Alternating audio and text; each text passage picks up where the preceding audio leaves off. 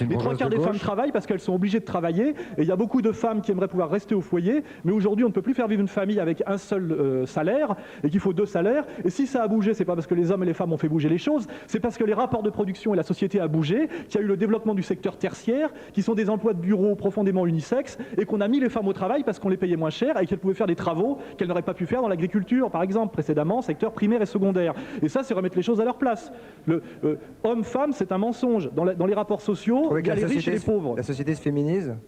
Que la société se féminise, ça veut dire tout ce débat, c'est que féminiser la société, c'est cacher le politique, toujours. C'est toujours ramener tout à des rapports de séduction, des rapports, de rapports homme-femme en tant que sexuels et psychologiques. Or, le problème de la politique, c'est que c'est pas l'amour, c'est le partage du travail et des richesses. Et là, on est au-delà du problème de savoir si c'est les hommes ou les femmes. Le problème, c'est de savoir si c'est les riches ou les pauvres, les exploiteurs et les exploités. Or, les 3 quarts des féministes sont des exploiteuses, en plus d'être des femmes. Et elles ont bourgeoises de gauche et exploiteuses, voilà. Ça fait beaucoup pour vous. Elles ont beaucoup plus de pouvoir qu'un homme machiste musulman qui a été travailleur immigré pendant 30 ans et qui a passé sa vie au Sonacotra. Vous voyez ce que je veux dire ? Il faut remettre les choses à leur place.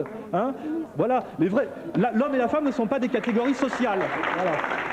Ce sont des catégories psychologiques et affectives. Et mais pourquoi vous dites ça ? J'avais pas le sentiment qu'on mettait les hommes et les femmes. Parce qu'on dit vous les hommes, nous les femmes, etc. En fait, on voit que les témoignages de femmes riches, la dame dit qu'elle a jamais fait la vaisselle parce qu'une bourgeoise ne fait pas la vaisselle. C'est une arrogance de classe, c'est tout, bien sûr. Et quant à monsieur Gordeau, il dit que les jeunes filles veulent pas faire la vaisselle. Moi, je répondrais, c'est évident, c'est que quand on a un peu de pouvoir parce qu'on n'est pas paradis, qu'on a un peu d'argent, on se fait des filles plus jeunes, et une fille de 20 ans ne va pas avec un mec de 50 ans pour faire la vaisselle. Hein, c'est une logique.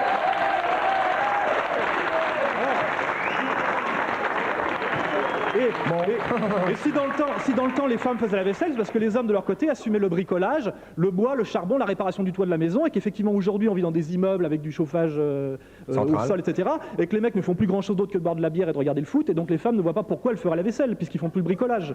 Mais dans le temps il y avait quand même une réciprocité, un couple c'était une petite unité de production, et c'était une petite PME dans laquelle la femme avait beaucoup de pouvoir.